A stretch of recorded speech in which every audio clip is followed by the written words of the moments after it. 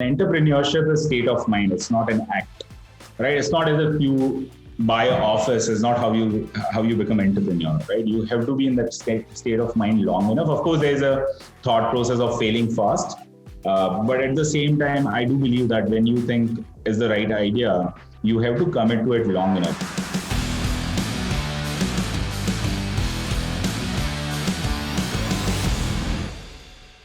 Welcome to another episode of Connecting the Dots with Shashank Udupa. And in today's episode, we've got Quicko, right, as one of our key guests. And we have Vishwajit, who's an amazing founder. I had actually spoken to him quite a time ago, but then today we realized, okay, we need to formalize this and make an actual session.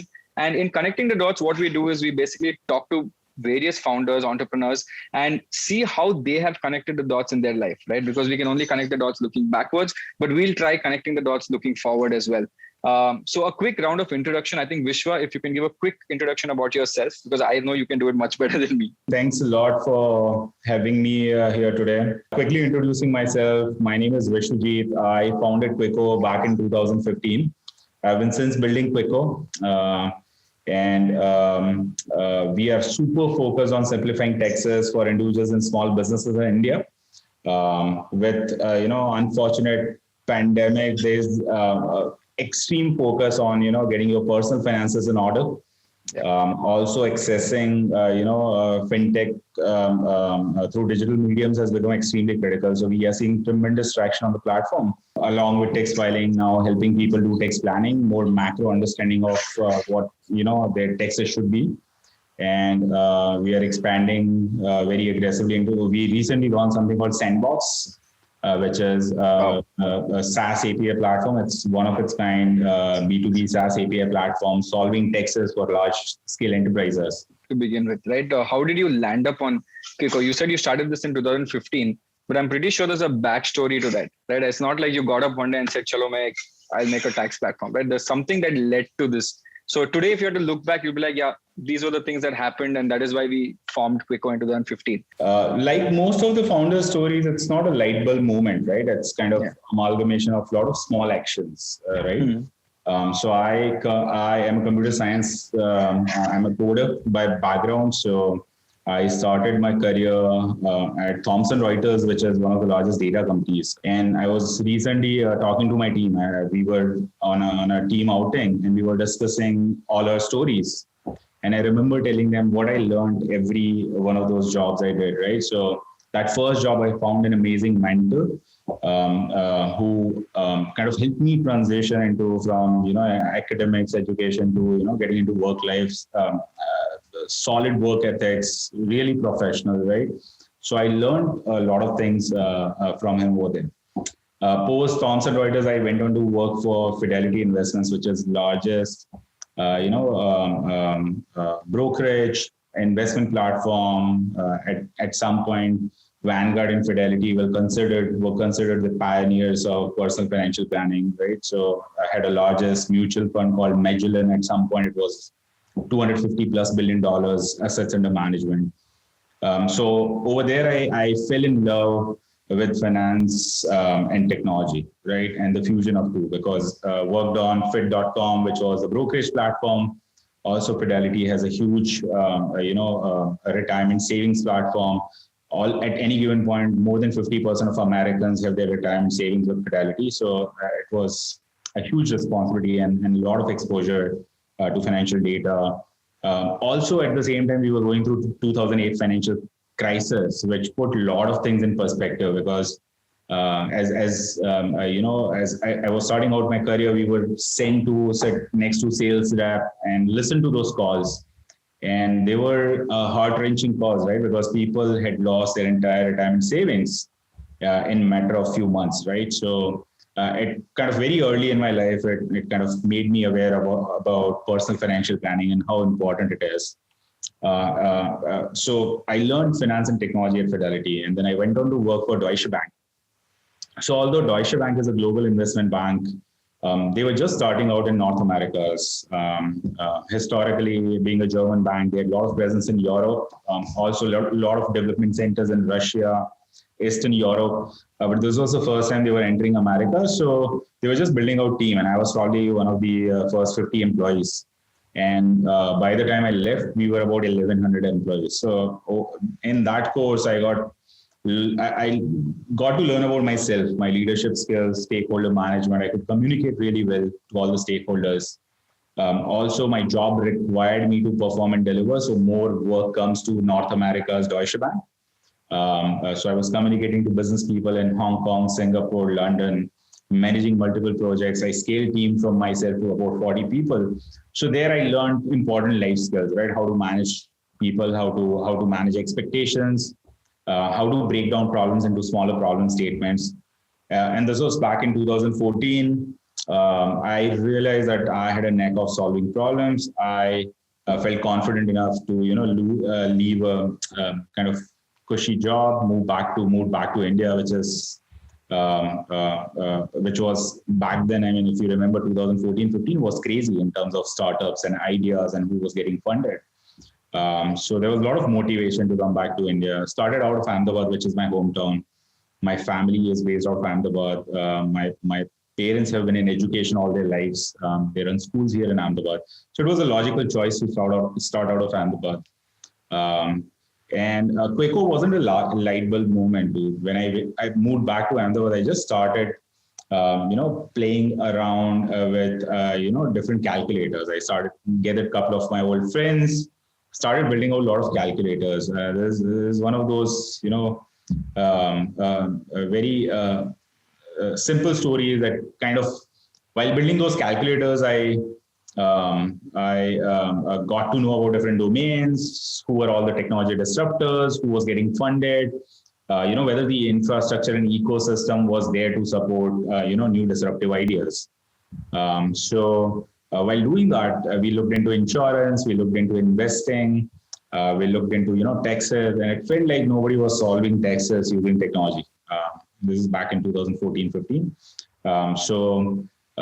Got together with one of my school buddies and started Quaco. And here we are. So that's, I think, a kind of long story short for you. That's quite interesting, because I'll tell you what, when you said calculators, right, I started laughing because someone recently asked me, what are the top 3 apps you use on your phone? Right. I'm like, okay, yeah, that's Instagram, Facebook, because I still use Facebook, and calculators, right? Because for me, numbers make more sense than anything else. You know what? I also interviewed Ajinkya from Win12 recently, right? And he told me, when I asked him the question, he told me the same thing. He's like, it was not some, eureka moment that I'm just sitting there and I'm like, okay, bulb chamak gaya and we're going to do a startup, which is what they show in a lot of movies, right? That I'm just sitting and like, chalo, startup karte. And it's not that easy. It's a step-by-step calculative process where you have to do a lot of surveys to even figure out whether it's good or bad before you actually take that deep dive. I recently tweeted, entrepreneurship is state of mind. It's not an act, right? It's not as if you buy an office. It's not how you become entrepreneur, or, you hire a couple of people, you don't become entrepreneur, right? You have to be in that state of mind long enough. Of course, there's a thought process of failing fast. But at the same time, I do believe that when you think is the right idea, you have to commit to it long enough, because most businesses pivot in their first 3 years, right? So in that time, you would actually realize what's the right set of problem statements, what are scalable problem statements, right?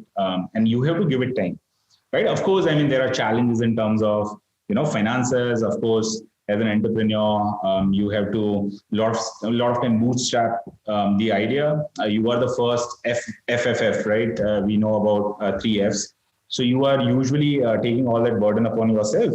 But that being said, I think you have to persevere. I think perseverance is the most important thing. How long did you actually take to start it from inception to begin? Like, was there a time period before you actually said, okay, this is my full time? So for us, before, we got our first investor for close to 2.5 years, we were building Quaco, right? Out of Ahmedabad. We were continuously innovating on products, building better and better products. I think that's how, people from Rainmatter Foundation, which is Zero Daw's family fund, Nitin runs it. They came across our products and they really loved it. I think Nireka was the one to list it on Product Hunt, and somebody from Nitin's team checked it out and they really liked it. We focus on products because I am a computer science guy. I know how to build better products. I'm not a business guy. I don't know how to disrupt using marketing. I don't know how to disrupt using pricing. but I definitely know how to disrupt using good products, good user experiences, right? So that's what we focused on early on. And we knew this was a significant problem statement. We knew that as a country, if we need to grow, I mean, Texas is something as going to be a structural problem statement. We also knew that things will get better in the sense data will get connected, ecosystems will open up where it will be easy for customers to take their data around, right? And which is what we are saying, and we are kind of doubling down on it.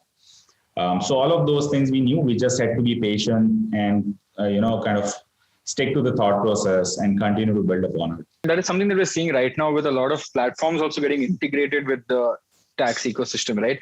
Because earlier, I remember a few years ago, if you spoke about tax to a common man, especially someone who's coming out of college, they would be like, boss, I don't understand it. Do I actually have to file it? So it was like, as much as possible, let me not file my taxes. Because right. Why? It's not because I don't want to, it's because I don't understand it. And then you have to go talk to a CA who takes some certain amount of money, which again, you don't know what is the price discovery there. And you figure it out. But so it was more about filing than tax saving. And then after you get some education, people come to know, okay, yes, boss, in tax, there's so many incentives for you to save more than actually spending it. Tax is always looked at a bad thing that, oh shit, my money is going to the government. But actually there's a lot of schemes where the government is saying, chalo, you save some money as well. Right. And that is happening right now because I think in Zerodha, I saw it recently. I can see my entire P&L that comes there as well. And there's a Quicko introduction that's come there inside as well. You mentioned something very nice, right? You said when you do entrepreneurship, a lot of it is state of mind. See, because in the first few years, there is definitely pivots, as you said. Right. And pivots comes with two things, right? Either it's a happy pivot or it is a sad pivot, that you realize that you were doing something and it's not right and you're pivoting, or you've realized, okay, I'm doing right, but this is a better way to do it. So how did you deal with that because of the state of mind? I think for us, the biggest problem statement was a startup coming out of non-technology hub, right? I mean, Ahmedabad is not famous for startups. There are a lot of good universities coming up, but most people either go abroad for further studies, or first thing they do is pack their bags and move to Bangalore, right? So most of the challenges that we faced as a startup, Shashank, were around, building the right kind of team here in Ahmedabad, because I was very sure from very first day that we wanted to build a quintessentially Ahmedabad startup. I mean, it didn't make sense for us to pack our bags and just move to Bangalore in search of funds or investors, right? At the same time, I realized that as a startup and a founder out of non-technology hub, we needed to be exceptional, right? Of course, one good thing was there was no peer pressure, right? It wasn't as if there was a guy next door building the same thing, the guy next door building the same thing. So we had some advantages. As like I mentioned, there was not a lot of peer pressure. We could take time to build the right products for our customers. But at the same time, we had to be exceptional to get noticed, right? Because otherwise, it's very easy for somebody to discard saying, oh, it's a startup from Ahmedabad or Ujjain or Kanpur, right? So, I mean, we had to make sure that our work kind of speaks. It's noticeable, it's significant. The quality of work was very important part of, how we built Quicko. So that was primarily the challenge. I don't think we ever had to pivot in terms of, from solving, direct taxes, started to solve indirect taxes or something like that. We mostly, another very important thing that in recent discussions with my team, what we have really focused on is not build island of products, right? I mean, we see that happening nowadays. You build a platform and you have, no monetization, but 1 million customers, then you go build something else in hope of monetizing it, right? So you have this island of products and the customer gets confused as to what you're trying to do, right? What we from very beginning have done is build products in concentric circles, right? We've kind of expanded upon the depth of our products, built more integrations. You can now import data from almost all major brokers in India into Quicko. We are starting to integrate with banks, crypto exchanges. We integrate with HRMS platforms. Right. So essentially simplifying, we had the very solid core product where you can do your taxes, plan your taxes. Now what we are doing is connecting with the e-commerce ecosystem at large in India so that you can easily bring that data. The only pivot that has happened in thought process is that let's stop thinking about tax as this monolithic once a year event, right? Where you just somehow scramble your data and you file it and you're done with it, right? Essentially, taxes are essentially kind of summary of your financial year, right? So you change jobs, it has tax implications. You start investing into markets, has tax implications. You sold an ancestral property, has tax implications, right? What we are increasingly doing on Queco is kind of creating touch points for all those important life moments. So you always find Queco by your side to solve some important tax related. So we have right now customers who engage with us around the year. We have products that help you solve visualize your tax P&L from multiple brokers to doing your tax saving investments to paying your advance tax on time, doing tax loss harvesting, to eventually filing your income tax returns, right? So building product in concentric circles has been very important part of what we've been doing, and that's why we have much better stickiness. We are able to monetize our product. Do you actually believe ecosystem where you're operating off is very important? Because as you mentioned right in the start that you were in Ahmedabad, there was no peer pressure, there's no one more guy sitting next door, but a lot of people you saw were moving to Bangalore and hosting it there. Do you think that matters a lot as an ecosystem to a psychology of a entrepreneur? Because maybe if there's one guy sitting right next door, you might get jittery and build an island of products rather than focusing on concentric circles, because I've seen that happening with a lot of people. It does. I mean, a lot of it is noise, right? And it's very easy to get distracted. I mean, we have made very sure at Queco that we don't raise funding for sake of raising funds. I mean, we want growth partners, right? How do we go from 1 million customers to 10 million customers, right? How do we go from few $1 million revenue to $100 million revenue? Another very important thing that happens is, being a startup from Ahmedabad, we also did not have the peer pressure of marketing, right? Big marketing budgets, acquiring customers by paying money. We didn't do any of that. We are mostly organic today. I mean, we spend almost 0 rupees on marketing. Most of our customers either come through organic searches or referrals through the integrations that we have done. So having that ecosystem around has a huge number of incentives, right? Your time to market could be much faster because you have accessibility of resources. But at the same time, if you are not super focused and you are somebody who can easily get influenced by outside variables, then it's also very difficult to focus and just build your core expertise before you go and build all this island of products. I know so many startups that are doing something really well from a long point of time, and then someone gets funded, which is slightly different from what they're doing, but they get funded and then they pivot that entire model because someone's getting funded. That means that is the right way to go.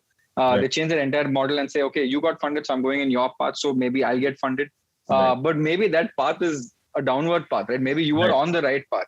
Right. But I've seen this where a lot of founders come into FOMO, which is the worst thing that can happen because you need to believe in your product first and only pivot or only change your stance with the data that you have. The FOMO drives founders to go in a different way. And you're saying you've never got hindered by this FOMO, right? Because you've been on that steady path of, okay, I know what I need to build and this is how we're building and we're taking feedback and then growing from there. That also means not being stubborn, right? So for instance, a lot of our customers come and ask us if we can help them with investments, right?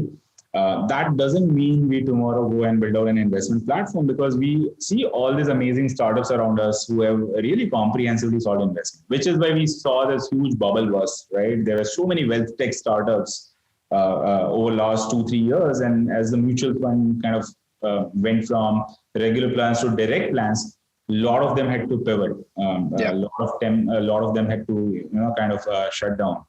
A lot of them got acquired, right? So instead of having that FOMO, right, that you talked about, okay, yeah, chalo, investment platform bana dete, right? Mutual funds. What we have decided at Queco is we still want to empower our customers because we do think that we have an important role to play, right? When somebody does their tax compliances with us, we have a lot of insights. But what we have rather decided to do is how do we empower our customers to fulfill those journeys, right? So give the right kind of APIs, partner with right kind of partners, right? Where you can take your tax compliance data and somebody can tell you, you are missing out on this tax saving, right? Or, hey, looks like you are not, you are not covered in terms of medical insurance. Or, hey, you are, using a lot of traditional banks. Have you explored neobanks? Right. So that has been our thought process. Okay, how do we let our customers use their data, of course, with their consent? They can share it with other similar kind of startups and go, fulfill other journeys, tax saving journeys, investment journeys, banking journeys, insurance journeys. So that's something we have done. And which is why we kind of really find a lot of amazing partners, starting from, large mutual fund platforms to brokerages to insurance tech to, new emerging HRMS platforms. Everybody has kind of embraced the value proposition we have to offer. So I'm going to ask you a personal question, right? Which is more from a founder perspective. Can you tell me one really annoying point in your startup journey, like if you wish it didn't happen? I mean, obviously we wish that everything happens because it leads to what we are, but you're like, that was the most annoying thing that happened at that point, and one very satisfying moment that you had, both. We started getting a lot of customers who asked, who were traders or investors, or they wanted to kind of formally incorporate their businesses, right? They wanted to become from a proprietor, they wanted to become a private limited company or an LLP, right? So they can put more structure to it. And I think we saw that there were more than 11,000 businesses getting registered every month in India. And we decided to build a product where somebody can easily come onto a platform and start a business, right? And that's the product we built for close to 6 months. As soon as the first customer arrived, and all the challenges that customer face, because for you and I, maybe it's simple to, starting from, difference between a director and a shareholder. It's very apparent to us, but not to a layman, right? Difference between paid up capital and authorized capital. It's something most people don't understand, right? So those kind of assumptions. So that was the most annoying part. A lot of time we used to get distracted building into some of these products that maybe were ahead of time. I don't think that those were wrong products, but maybe they were ahead of time. So that probably, I think one superstition I have is whenever I would send BD emails out of Bangalore, for some reason people would respond to it. It's not as if signature said I'm sitting in Bangalore. And whenever we send it from Ahmedabad, people would just simply ignore us. So I don't know if there's any truth to it. That was another annoying thing. I mean, dude, why? I mean, Ahmedabad has good startups, good people. Oh, God. Okay, I'll ask one last question. This is when we connected the dots in the past, right? Now I'm looking into the future, right? Let's try connecting and as every founder, we're trying to connect what's going to happen in the future. We're trying to predict what might happen, what the consumer behavior might be, and try to go towards that trend, or not even trend, try to go towards that journey is, okay, next 5 years, mein, this will happen, ye bada hoga, ye industry. And a lot of people want to understand, like, as you mentioned in the start, right? Ecosystems are opening up, platforms are opening up. There's a lot of integrations happening because people are realizing that, I don't need to build everything. I can actually partner with someone, integrate, because they're solving a big focus. I am solving one. Let's partner up. What do you see in the future connecting the dots with respect to our entire ecosystem, right? With respect to Quicko as well. Let's start from, I think I mostly, interact with a lot of fintech platforms and fintech founders. So I can talk from fintech perspective. I'm pretty sure there's similar kind of disruption happening in a lot of other domains as well. I know some domains were very badly hit, but I think it's momentarily, it was transient. I mean, this pandemic was, once in a century event. Those were good ideas. So let's hope we see some of those startups make a comeback, right? We heard about Book My Show. I loved the app and what they've done with the platform. But I think fortunately what has happened in fintech is because it was so highly regulated, right? Remember opening a bank account. You'd have somebody show up at your door for documents, right? Sign forms. At least have you signed probably a dozen forms that you don't even know what those forms are, right? So, and think about, I recently opened a bank account on Neobank. I don't remember the name, but it was, I mean, so seamless. I was able to open a bank account in probably under, 5 minutes. Yeah. And my KYC was done online. My, both savings accounts and my current accounts were opened online. I was able to do Aadhaar e-signing. I was able to do video KYC, right? It's just amazing, right?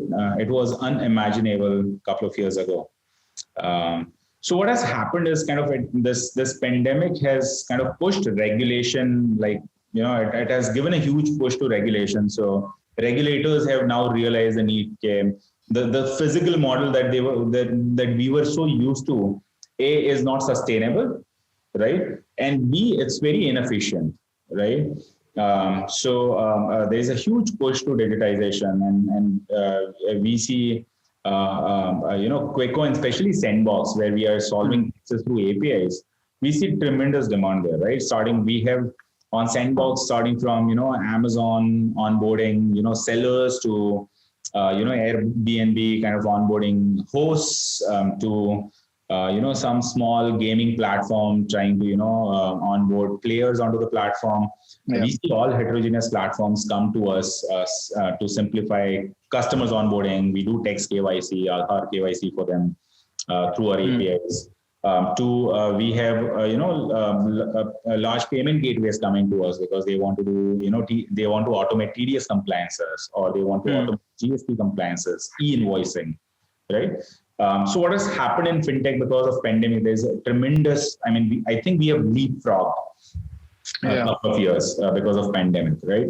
And there are so many disruptions happening at the same time there's this tremendous disruption happening in banking space.